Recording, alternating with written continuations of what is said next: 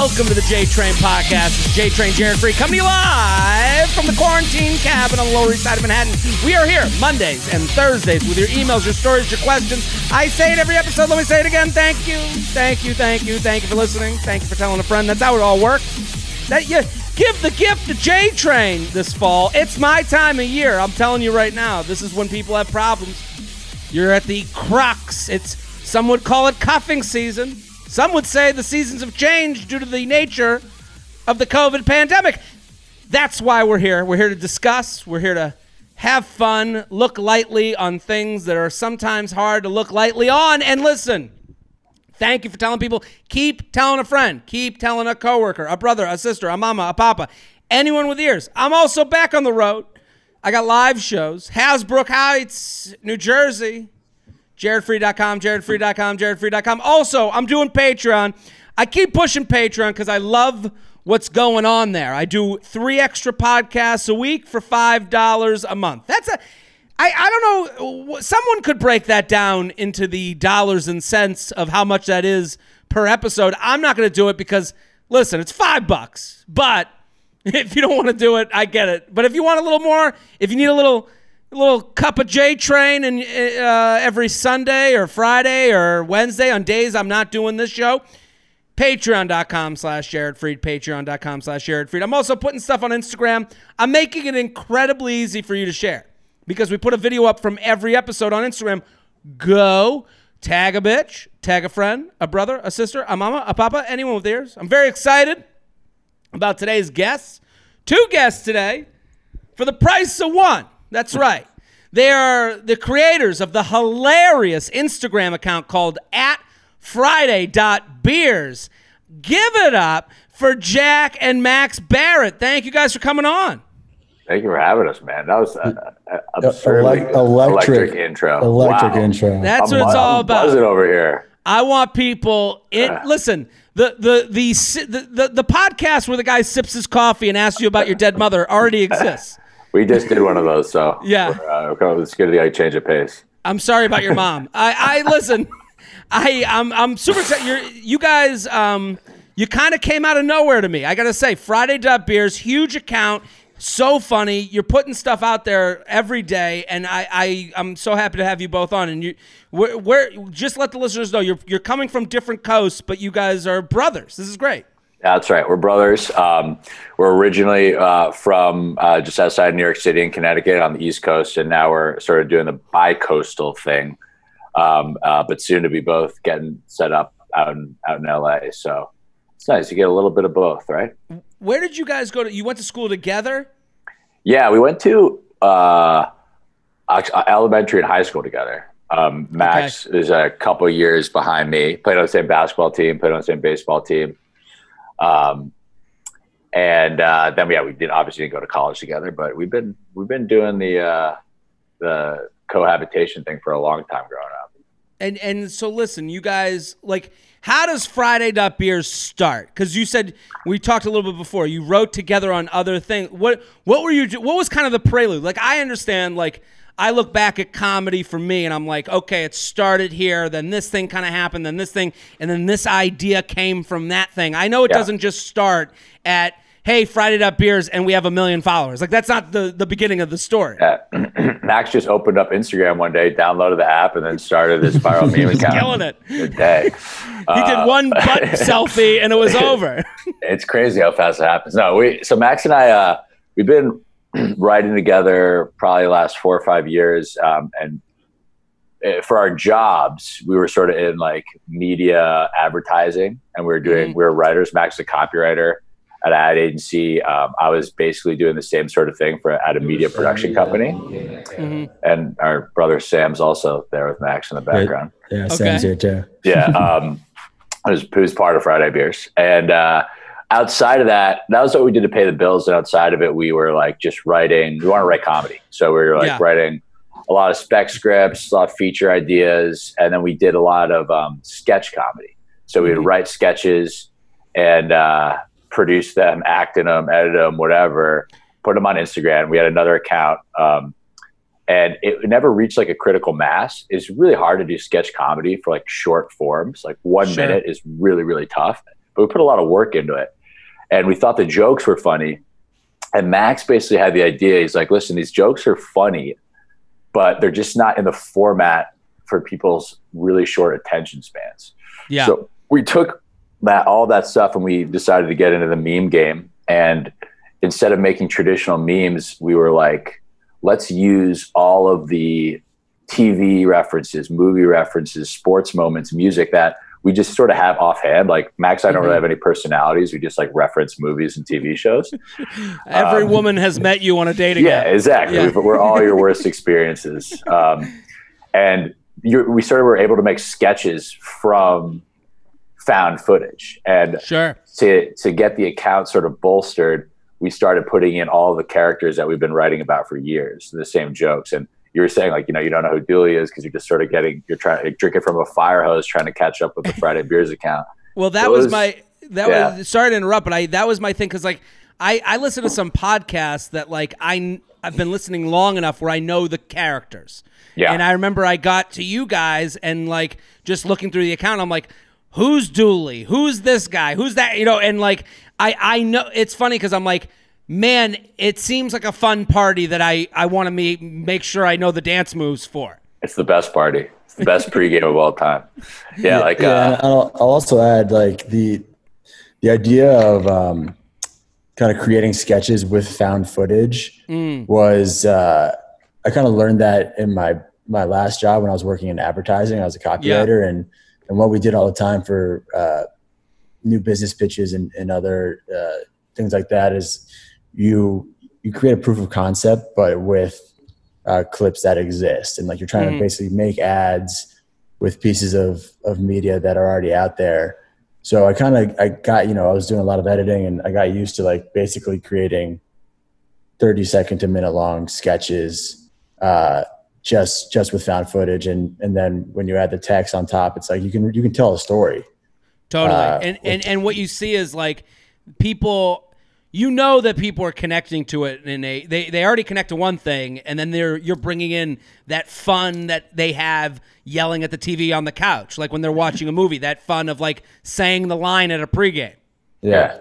We basically wanted to create like a sketch show, an actually funny version of SNL that like played out throughout the week. So the different times of the week, people are experiencing different feelings.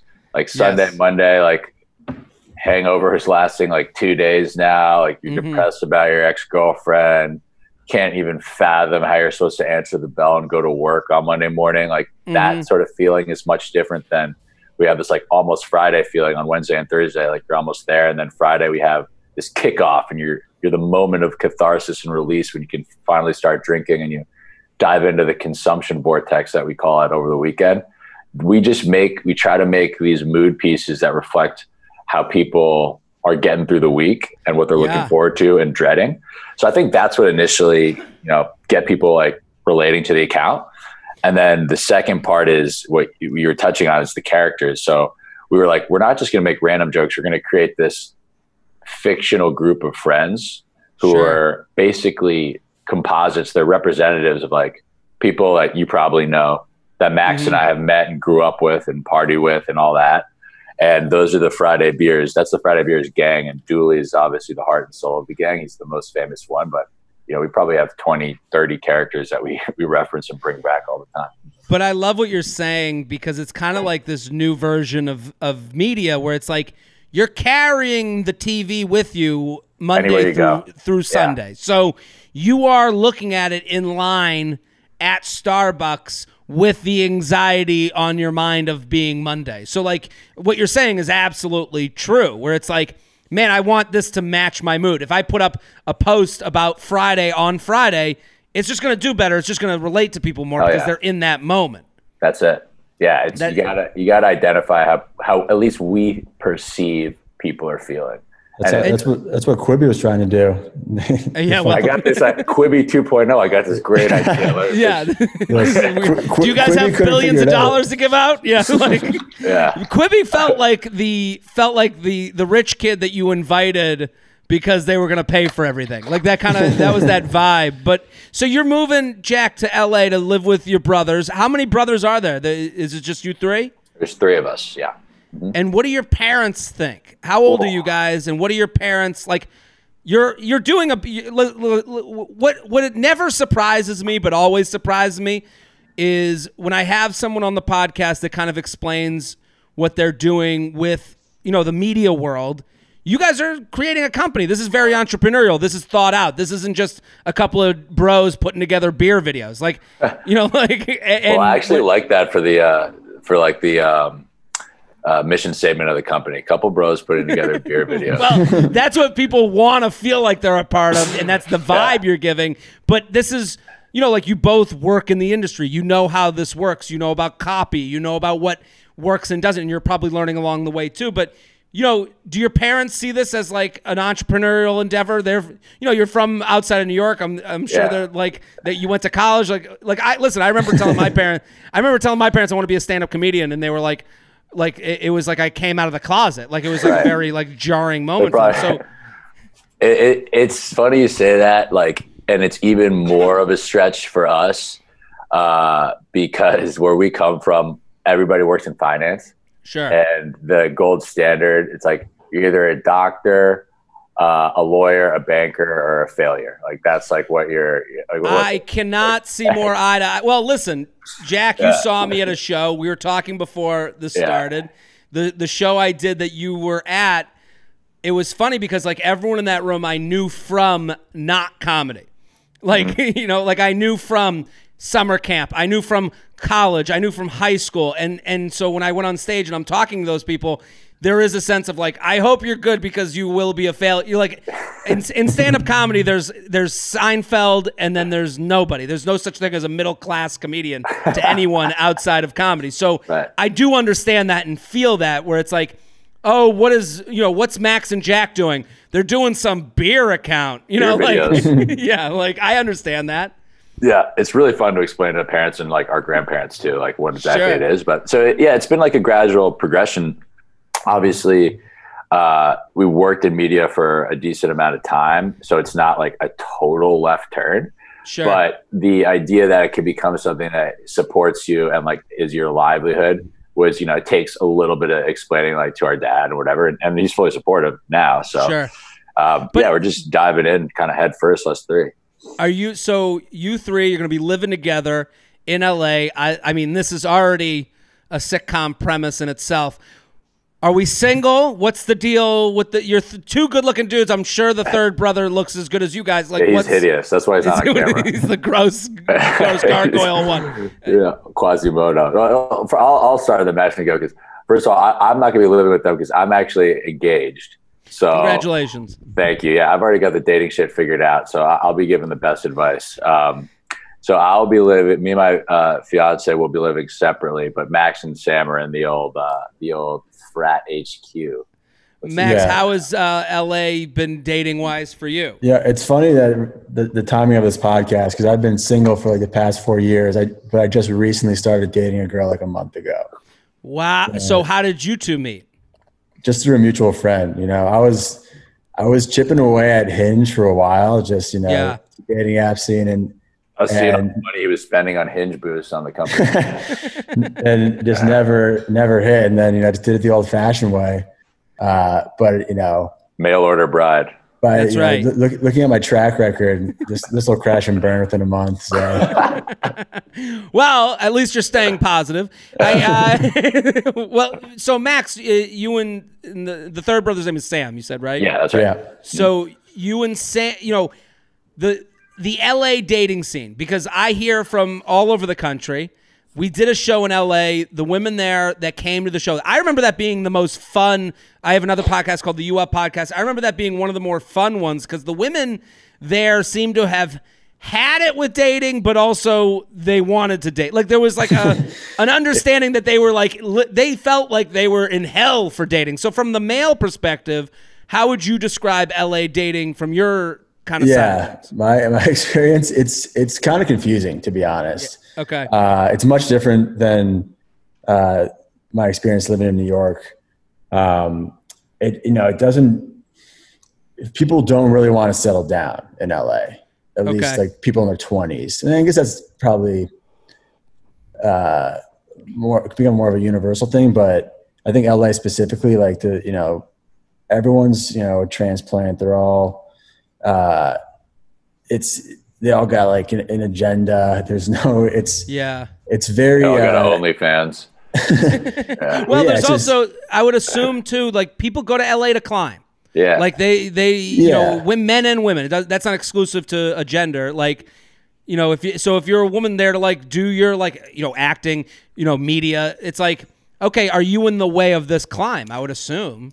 Right. And I, being honest, like I wasn't really putting myself in the best position to find like someone to date. Like I was living in a house with 7 guys for like for 3 years basically. And then recently, moved out and found a bit more normal lifestyle. But yeah, I mean, I was like, my mid-20s were, just getting drunk and I get you. I wasn't really taking the dating thing too seriously, which is probably why I'm a bit jaded. Does it make sense to say that people like stay younger for longer in LA? Like, I feel like it's pretty normal for like you to be in your like mid-30s and like still going like maybe not like audition to audition, but like you don't feel any sense of pressure to buy a house and like settle down and have a kid. I think that's coming from around New York. There's a big pressure to do stuff like that. I think there's some of that for New York and LA. Like as far as like you come to New York to like figure it out and you move out of New York once you're done. Like I had a friend that once he was living in DC and then he moved to New York. And when he was single in DC, he was like this sad loser to everybody. He got a vibe from everyone that he was behind. Then he comes to New York and they're like, it was like a refresh. Like there's an element of that to like LA where it's like, again, like you said, like the pressure is different. Like people are looking at you like you're a crazy person when you're 33 and you're like, yeah, I'm still just kind of dating around. I'm not sure if I'm ready yet. They're like, yeah, of course. Like you could be 80 as a man and be like, I'm not sure if I'm ready yet. Like, like you got a 25-year-old girlfriend. And you're just like, yeah, we'll see what happens. It's like, dude, you're going to die. That's what's going to happen. Yeah. So I'm very excited to have you both on. I want everyone to go follow Friday.beers and get involved with what you guys are doing. I love what you said about the energy of the week and getting people involved and like following that. I think that's such a great thing, especially the messages that I get. And I would say Friday.beers is in line with this concept. And the best compliment I get is that my stuff is giving people a way to put their brain on the shelf and kind of relax based on the climate of what's going on. So, dude, 100%. I think Friday.beers is exactly in line with that effort. And so if you're enjoying what I'm putting out into the universe, you're going to love what Friday.beers is putting out there. Jack and Max, I'm pumped to have you guys. You guys ready to answer some emails? Let's dive into these emails. Let's do it. jtrainpodcast@gmail.com. jtrainpodcast@gmail.com. This one's called short email because I've complained about long emails on this show. But I think it's great because it's a woman writing in about her and her friends having this commiseration. And we're 3 dudes that can kind of give the other side of the, our thoughts on this commiseration. Hi, J-Train. Had a rough weekend. A dude I was dating bailed on our plans Friday, and by Sunday, I've been ghosted. How festive. Wow. Spooky season. That's right. It's cuffing season and spooky season. Yeah. I just love that this is a fun way to describe a horrible thing that happened. Anywho, as my friends and I were commiserating over how hard dating can be, I mentioned that I don't know why I'm even that sad because it's not like I thought I would marry the guy and that I am not even looking for anything serious right now because I will only be moving from this town in a few months. From this, a friend brought up that she once heard, if you're not dating for marriage, you're dating for heartbreak. This is the first time I've heard this saying and wanted to hear your take on it. It led to quite the debate with my group of friends. Keep doing what you're doing. I hope to get to hear your take on this saying. So I think this is a good thing to bring. I'm not saying she didn't speak about it with men, but this is a woman writing in. What do you guys think? If you're not dating for marriage, you're dating for heartbreak. Can I clarify one thing about the email before we jump in?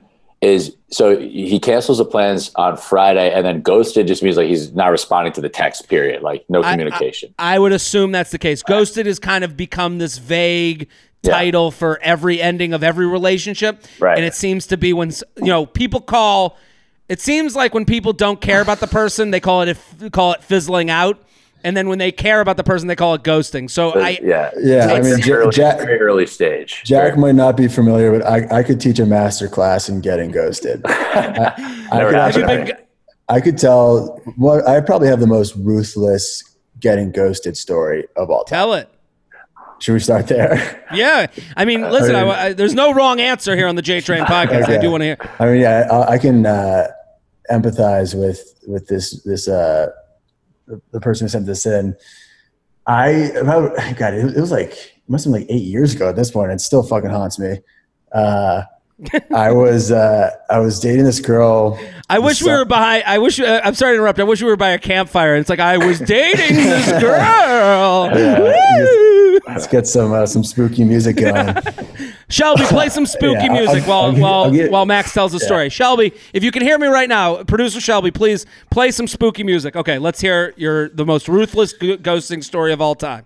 So I'll give you the cliff notes. Basically, I was dating this girl the summer before my senior year in college.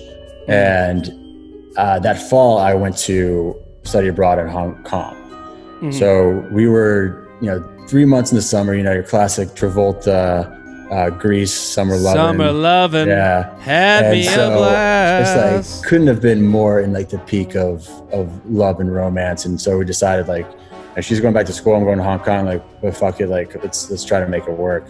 Two crazy kids. Which like, it's never not probably dumb. Out. Yeah, I mean. So you're going to try and make it work from halfway around the world. Yeah. And so like, anyways, we keep talking, whatever, we're FaceTiming, like, again, it was probably like going to fall apart at a certain point, but out of nowhere, just like a month into me being in Hong Kong, just like radio silence. No answer. And like, I'm confused, I reach out again, wait a few days. You go on CNN.com to see if like America had ended. And like literally, I mean, just didn't talk to me for the next 3 months. I was in Hong Kong.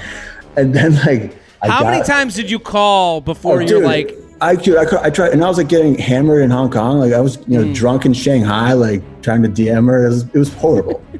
I mean, so at some point, just like, why not say like, hey, enjoy your trip. This is over. I'm sure she gets embarrassed. I mean, just do me the courtesy of being like, listen, I don't want, like, it's over. We're done. Is WeChat working or not? Just tell me if WeChat's working. Like, I can't tell you how, I mean, it was death by 1,000 cuts, like, to myself, and then like, so just clearly the relationship was over. I get back home and she's finally like, hey, like, sorry about that. Things got weird at school. And I was like, what the fuck is wrong with you? Like, just tell me that. Yeah, things got weird. I think I can read between the lines on that one. Yeah. Well, I mean, are you a falls hard type of guy, Max? Because, hard and fast. Yeah. Jack, do you get those calls? Or you're like, some may say too hard and too fast in his case. So we're encouraging Max to sort of take things at a regular cadence going forward. I think that's the lesson learned. Well, so what do you guys think of if you're not dating for marriage, you're dating for I got a totally because you're engaged. Yeah, I got a totally opposite stance about this. So like, sure. That actually I don't think could be further from a maxim that's true and that should be practiced. I'm with you. Dating is training. Like, to get good at any sport, to get good at any sort of endeavor, like, you need to get your reps in, right? Absolutely. It's like me expecting, so I do boxing, right? Mm-hmm. And it would be like me expecting that the first time I box, like, if you get in the ring, you might as well be a world champion, or you're going to suck and you should quit. It's like, no, you're going to have to get beat the shit out of a lot. And like, honestly, the reps that you put in are all going to add to, like, your 5th, 6th, 9th, 107th time out there. You're going to be better equipped. Like, you got to get that sort of experience under your belt. I mean, you got to, have miserable ones. to put everything in context too. So I think, you just say if you're not dating, what was it, the beginning of that? If you're not dating for marriage, you're dating for heartbreak. No. I couldn't disagree more with you and agree. Okay. I mean, you're agreeing with the writer. With the writer, because I know within like the first hour, I can basically tell like, okay, I want to either marry this person. That is that's exactly what I'm talking about. It's like I can, within. It takes a very, very small sample size. I'm like, do I want to maybe, okay, not marry, but like. Dude, you're honestly like Michael Scott. It's just, if you don't have like that instant connection or attraction to someone. But Max, I'm with your brother, Max, on this one, because what you're saying, you're like, I know within the first hour, but within the first hour that you want to get to know them more. Yeah. Yeah. Like the idea that like Jack, I'm with you. I just moved in with my girlfriend, so I'm like between you two on the dating spectrum, I guess. Yeah. I would say the reason I think she's only spoken about this with female friends is because with this quote, if you're not dating for marriage, you're dating for heartbreak, that also assumes the quote unquote clock. Men don't date with these clocks, and that is our freedom. It is also why women can't understand our perspective a lot of times, and also why we don't understand that we're hurting a woman emotionally when we're dating, when we're just like kind of treading water and they're like, well, I want to move forward. You're like, well, I'm not ready, and then you kind of start getting cagey with that. That's why relationships kind of stay at this like weird standstill of not talking to each other. Like, to me, you have to develop taste in dating. You don't know what you like until you see what you don't like. And you don't know what it feels like to be in the right thing until you've seen the wrong thing. Like the idea, like if you're not dating for marriage, you're dating for heartbreak. To me, that means you're not dating at all. And can I add to what you were saying too about taste? It's not just about what you like. It's about learning about how you react to other people. It's about learning about yourself too. You gotta know, get 3 or 4 months into a relationship, or even 3 or 4 dates into like a little fling, to know like how you react in different situations, what you actually are looking for. I mean, you're not going to know that within an hour. You're not going to know that after you date one person, maybe not even after you date 3 people. And also, I would say also in addition to that is like a lot of people do this like, well, if they like me, I like them.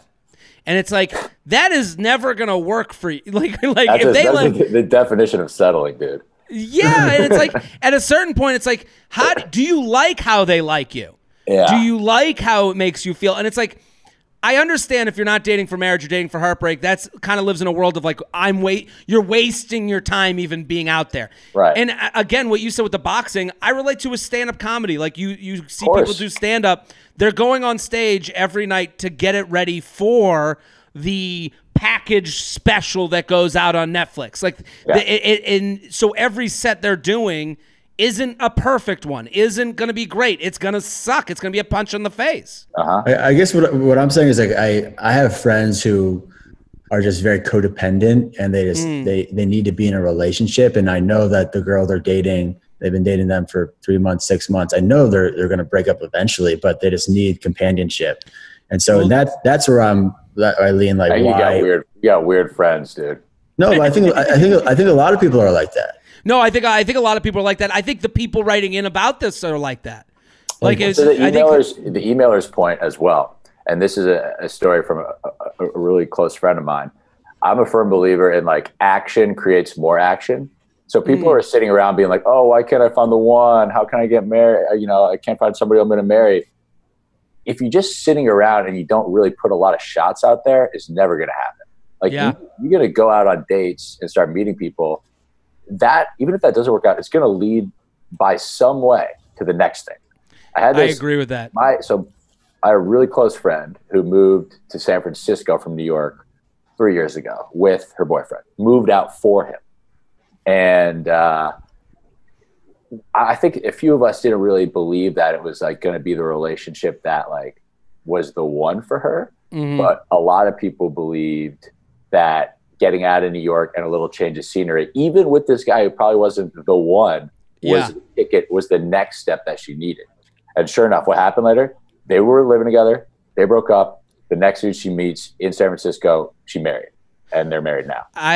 You got to play in traffic if you want to get hit. I'm so That's about right. that. Yeah. I do, and I think that's like, again, if you're, if you've had like some ghosting experience, I understand how you get to this point of like, why even go out there? You're a little gun shy, yeah. But I understand looking back, I'm like, man, all of these things, like there were so many relationships that I was in that I was like, I know this could keep going, but it just doesn't feel like the right fit for me, time, mentally, emotionally. And then the person looks back at you and goes, why not? And you go, I don't know. I wish I knew, but I'm happy that we had this experience. And it's like, they probably weren't happy with the experience at the time, but maybe later on they were like, man, I learned how much I liked this, how much I hated this. And that's kind of how it goes. Yeah. J-Train. You got to have the perspective, dude. Like if you had a really, really bad relationship that feels like you're going to die, like the moment that like the really traumatic moment occurs, it's amazing that you will look back in 2 years and be like, kind of glad that happened actually. The J-Train podcast is brought to you by Postmates. If you're like me, you probably start thinking about what to eat for dinner while you're eating lunch. The most exciting part of the day is when a fancy new sandwich arrives at my door. I love food. That's why I love using Postmates. But I kind of love them even more right now because I can get food delivered without leaving the house or even opening the door. That's right. Given what's going on in the world, they created non-contact deliveries. So now when I order from local restaurants, everything gets left right outside my door. They also have Postmates Pickup, which I have been using to order takeout from my favorite local restaurants, those mom and pop shops you love, need your support now, and using Postmates helps. In these times, it's no longer about burgers and sushi. They actually make my life easier by picking up everything I need from Walgreens and 7-Eleven, dropping it off outside my door. Just download Postmates on iOS or Android, find your favorites, and get anything you want delivered within the hour. Listen, people, we're going to give you a deal for a limited time. Postmates is giving our listeners $5 off your first 5 orders for your first 7 days. Wow. $5 off your first 5 orders for your first 7 days. To save $5 on your first 5 deliveries, download the app and use code JTRAIN, JTRAIN. That's code JTRAIN for $5 off your first 5 orders when you download the Postmates app or sign up online. Anything you need, anytime you need it, Postmate it. The J-Train podcast is brought to you by Figs. Figs is celebrating the awesome healthcare professionals putting themselves on the front lines this holiday season. They're the new icons, the risk takers who are doing more than we can ever imagine, whose game never stops. Figs makes the perfect holiday gift so these heroes can conquer the most challenging 24/7 game there is. Let me tell you something. I have the Figs pants. I love them, but Figs is the one sponsor that I get reached out to about the most. I hear from healthcare professionals saying how much they love Figs and how much they love that there's some sort of deal where I'm giving them some free money towards them because it's something that they want to have. So that should be enough information for you, Joe listener, Samantha listener. Because if you have a healthcare professional in your life, I am telling you right now, they love Figs. So this is the perfect gift. I have now taken your brain and relieved you some anxiety because I'm sure you're thinking, what do I get mom? What do I get dad? What do I get my friend, my sister, my brother, anyone? What do I get that person that I know wears scrubs on a daily basis? Well, this is it. Figs scrubs are designed for comfort, safety, and functionality. Figs has a special proprietary Fion X fabric that features Silvadur, an antimicrobial and 4-way stretch technology. They're great. I wear them in the house. I wear them out of the house. They're good enough to wear to go for coffee. They're good enough to wear to work if you're a healthcare professional. They're great. And again, let me reiterate. There is no other product that I get as many messages about than Figs. This is what people want. If you know someone in this industry, in the healthcare professional industry, this is the gift to buy. In response to COVID-19, Figs has donated over 35,000 sets of scrubs to hospitals. So they not only are doing good, making great clothing, but they're also doing good. And they've donated $100,000 to organizations that support Black Americans pursuing careers in medicine. This is fantastic. So you can feel good about the gift you're getting, or if you're even getting it for yourself. They lab coats, jackets, totes, even compression socks. So they have it all. Figs wants you to wear the scrubs you deserve and enjoy 15% off your first order with code JTRAIN15 at checkout. Let me repeat that. They want you to have 15% off your first order with code JTRAIN15 at checkout. And if you're not working on the front lines, thank someone that is, because Figs will give you 15% off too. Head to wearfigs.com. That's WEARFIGS.com. Enter code JTRAIN15 at checkout. Love your scrubs. JTrainPodcast@gmail.com. JTrainPodcast@gmail.com. Here with Jack and Max Barrett from Friday.Beers. Go follow immediately at Friday.Beers. Invited on vacation with my ex. Epic. J-Train, longtime listener, first-time emailer, many feathers for your wise words on dating and charcuterie. Assembled the group chat for your New Jersey show in November. Thank you. A little background. I'm 23 and broke up with my 3-year college boyfriend last summer, shortly after we graduated from the same college. After graduation, I moved back to the area where I'm from and stayed close to our college town 3 hours away. We didn't speak at all for a year following, not even one drunken, embarrassing text. He reached out once in July to catch up, but the conversation was short-lived. This weekend, he reached out again asking if I would be willing to go on a trip to a cabin in nature with him, his roommate from college, my roommate from college, and me. His direct wording was, "Would you be down, or is that not something you'd want to do?" I also found out later that he asked my college roommate a few days prior if she thought I would say yes to this plan. What's the deal? We were never friends before dating, and this 4-person friend group only existed because we were dating. In need of your expertise on the male mind. So, Jack and Max, what do you guys think? Cabin in nature, huh? It's a weird way. She put it in quotes. Would you be down? That's probably how he wrote it too. A cabin in nature. A meal of food, from like. Does she value being alive? Because it sounds like. No, this sounds like a bang cabin to me. It sounds like he was looking for options. What do you think? Yeah, I think this guy is, still just is trying to rekindle something here. I mean, because she broke up with him. That's what she said. Broke up with my 3-year college, so it sounds like she broke up. Also, I just want to go back to that. Why would you date someone for 3 years in college and then break up after college? I've never understood that. I've done that. I got out of college and was like, I've done that because I think it becomes hey, I'm in real life. Am I ready to get on the road to real life, or am I looking to tread a little bit? Okay. To me, it sounds like she was like, college is over. This either becomes something or it doesn't, more seriously. Yeah. We're either the college sweethearts or we're not. There is a point for that. Okay. Yeah, I guess, I never had any sweethearts really, so.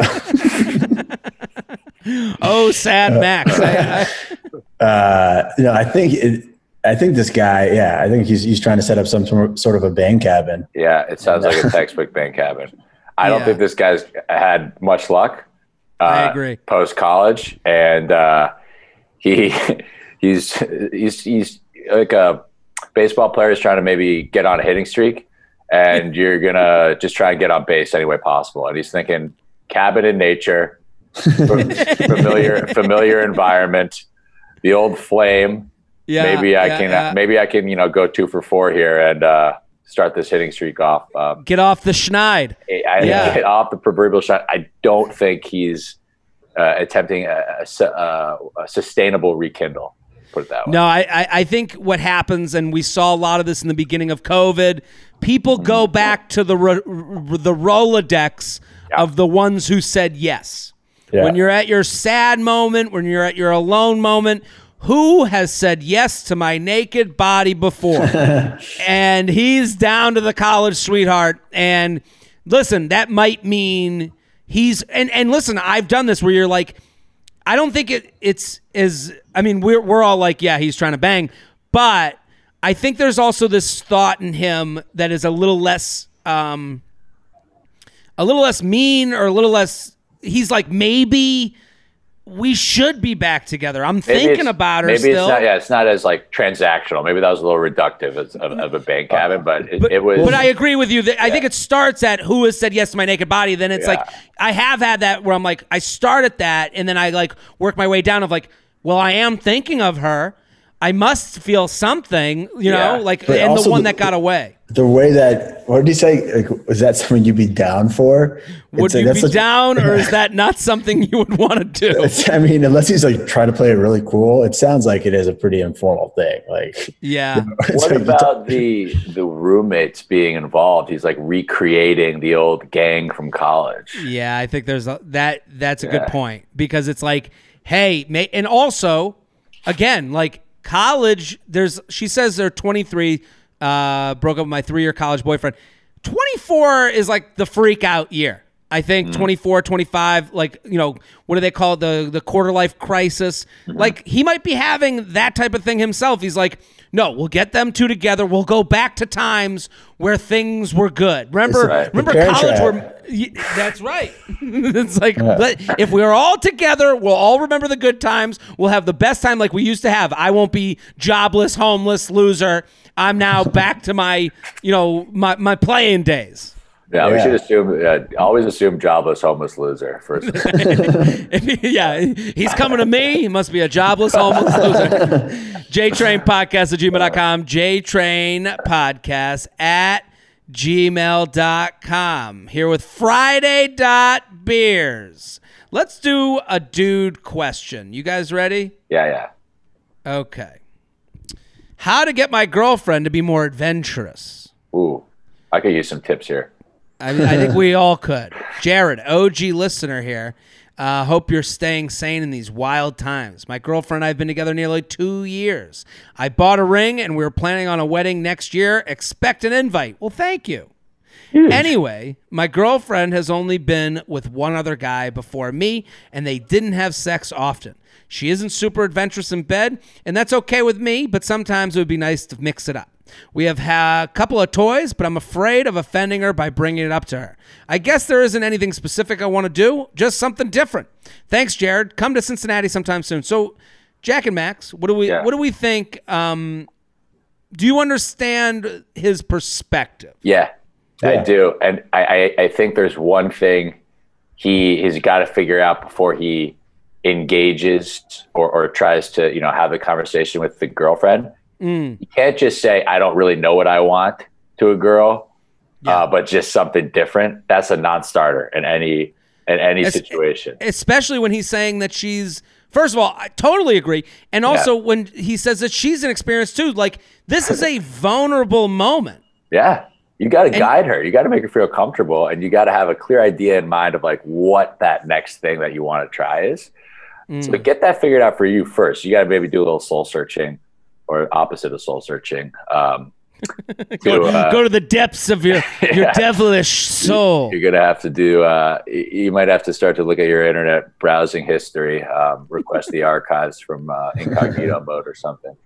But that's number one. You figure out the path forward, and then let's approach her and see how we can get her comfortable. Well, let me speak to him and his vulnerability side. Like, we all understand that, like, you know, that is a very difficult thing to do. This is easy advice to give, harder to take, because there is a sense that if you bring it up to her, she's going to go, oh, what? Who's the person you've become? You know, right. You know, and I think every guy deals with that because, again, the age-old conversation is, and this is the reason to be more specific, is what do you want to do? What do you want to do? What do you want to do? Missionary. Like, that's just how it goes.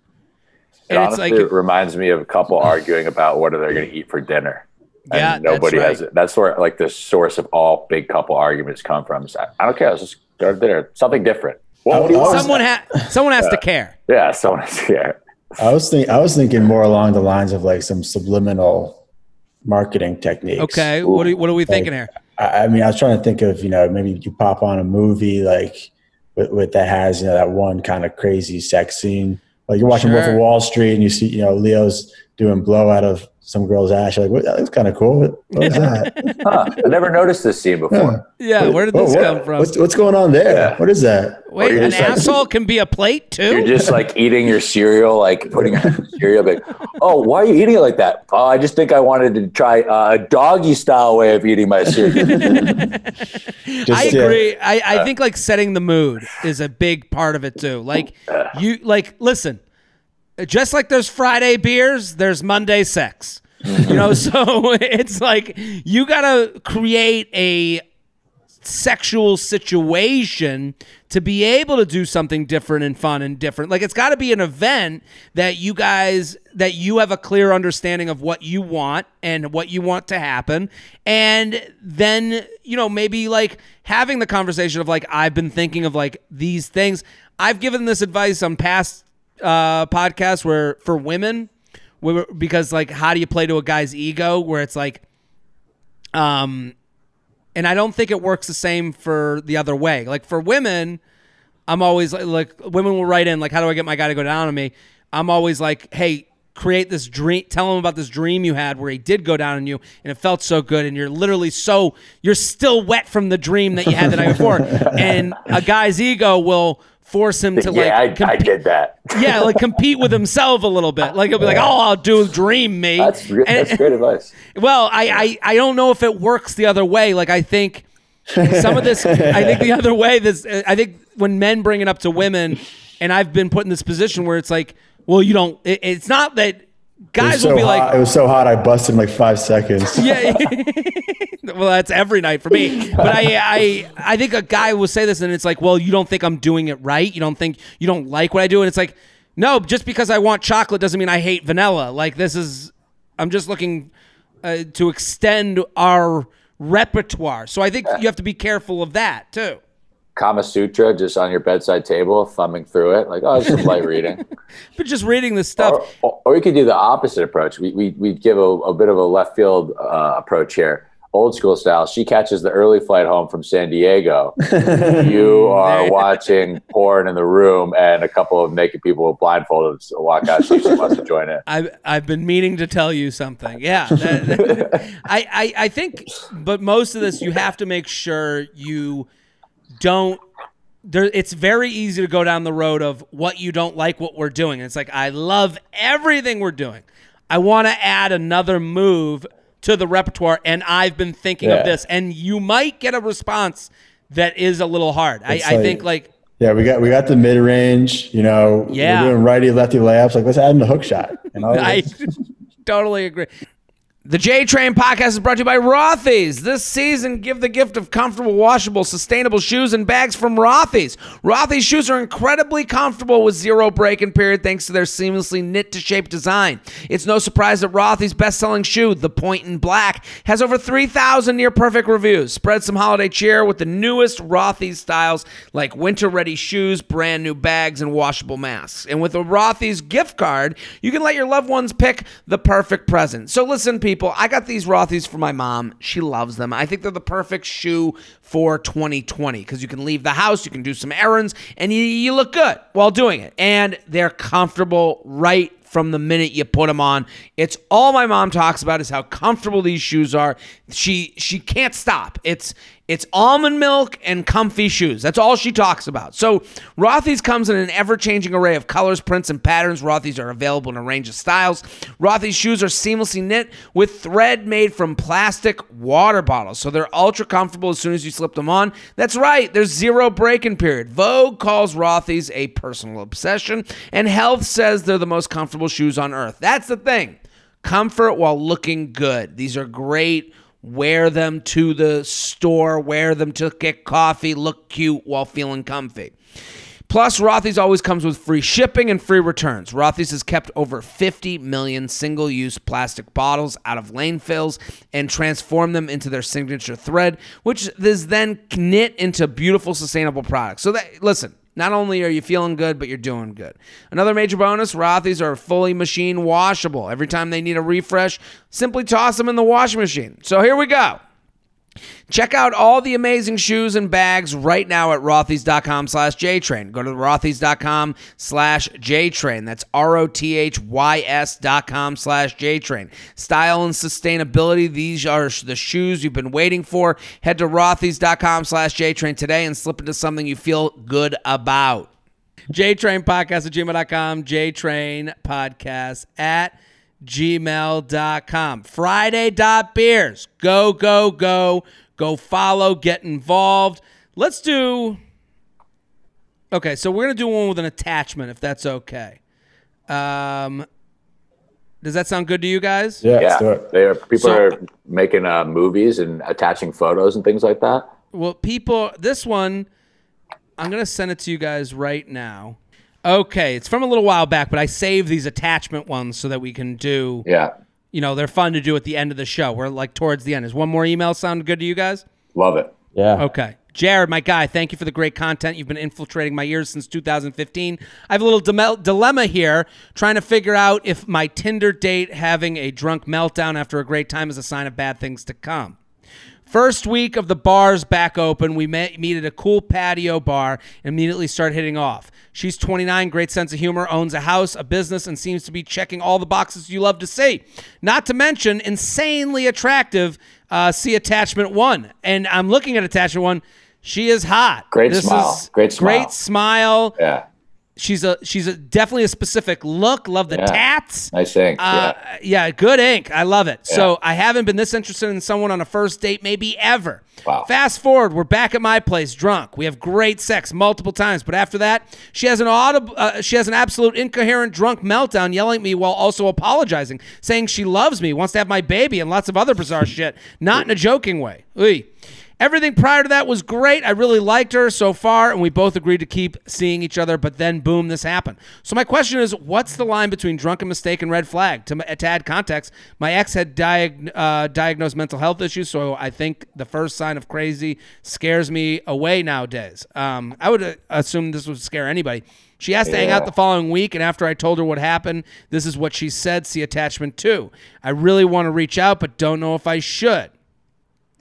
So I will read what she said. You ready? Yeah. I promise I'm not a psycho. I just don't usually drink that much with no food. I totally get that you don't want to hang out again. It was nice meeting you, and thanks for at least being nice about this. I'm very horrified and sorry. Bye forever. So first of all, maybe you should just respond with one of these automatic recommended responses below. It's all good. It's all good. It's okay. Yeah. Don't do okay. That is the worst.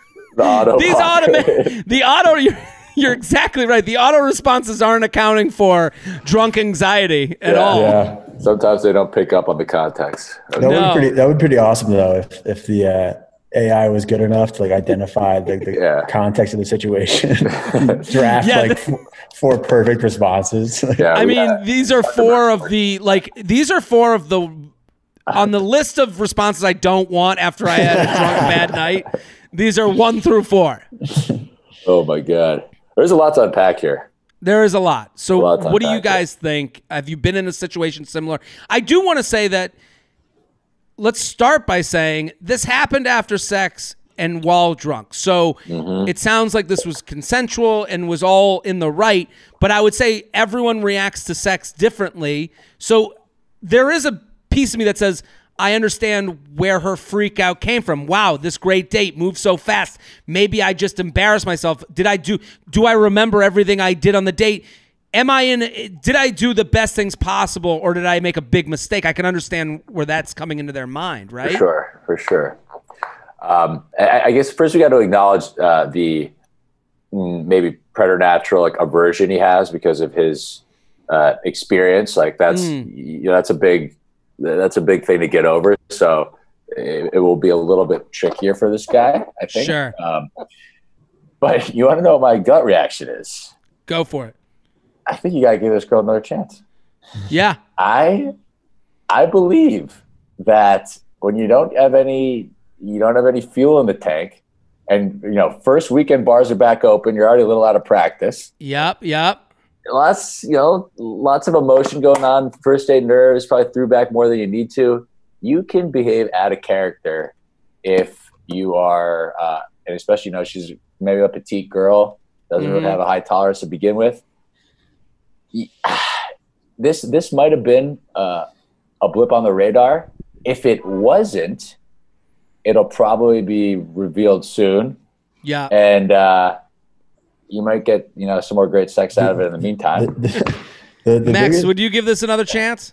Well, the one thing that's really concerning me is lots of other bizarre shit. So not like yelling while apologizing, saying she wants to have my baby, and lots of other bizarre shit. Yeah. Like, what is that, dude? Wants to have my baby should be in the lots of other bizarre shit category. Like, so there's more. I mean, that's just the tip of the iceberg. I mean, I've dealt with some nut jobs in LA. This is like ultimate red flag. Like, yeah, the problem. Brave men go into the red flag. Here's the thing. It's like, it sounds like he's very. She's attractive. He likes having sex with her. I mean, you can kind of play it safe and continue the relationship without expectations. But I wouldn't go back into this thinking like she's gonna all of a sudden become normal. Take her to IHOP. Give her pancakes, toast, a lot of carbs, soaking up the booze. Then a few glasses of red wine. Back to the crib. See more chill night on too. But we're carbo loading at IHOP before the next thing.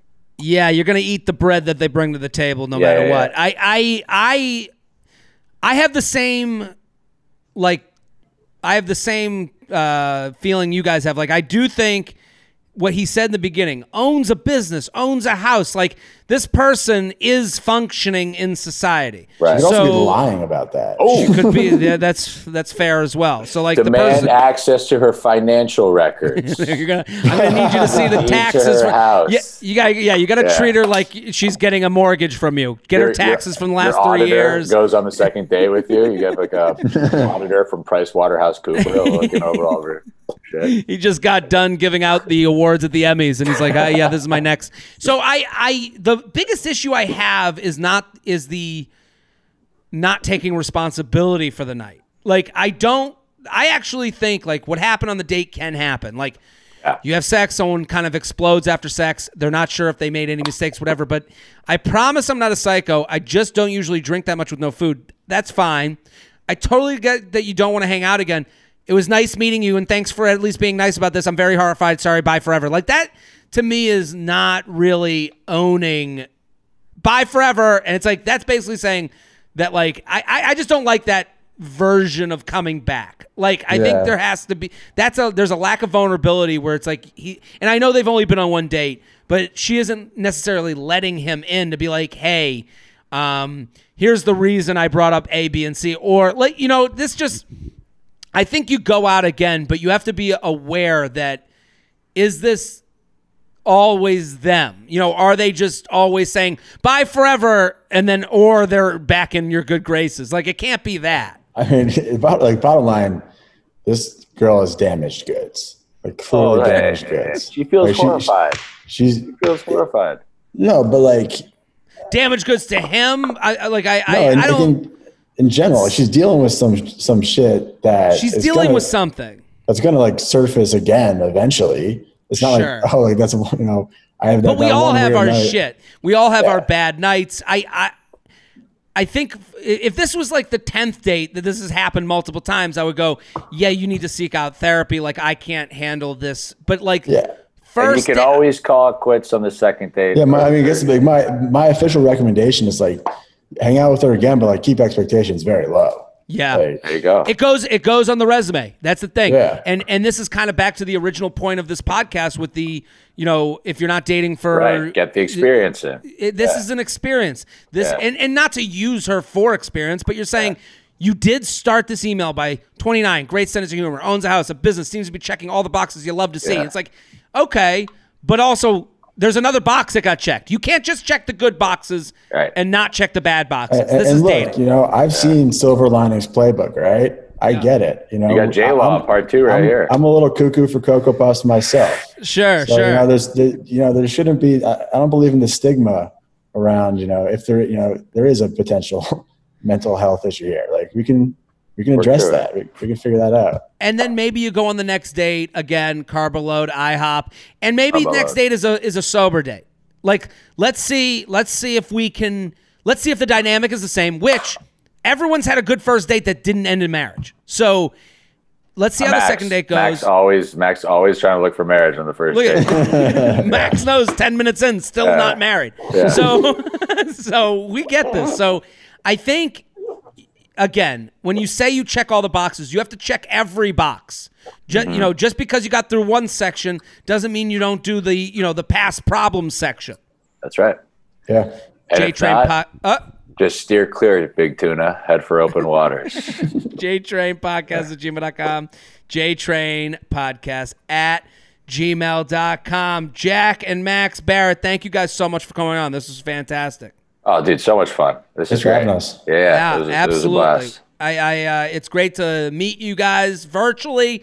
Go, go, go. I love the vibe of your account and everything you guys are doing.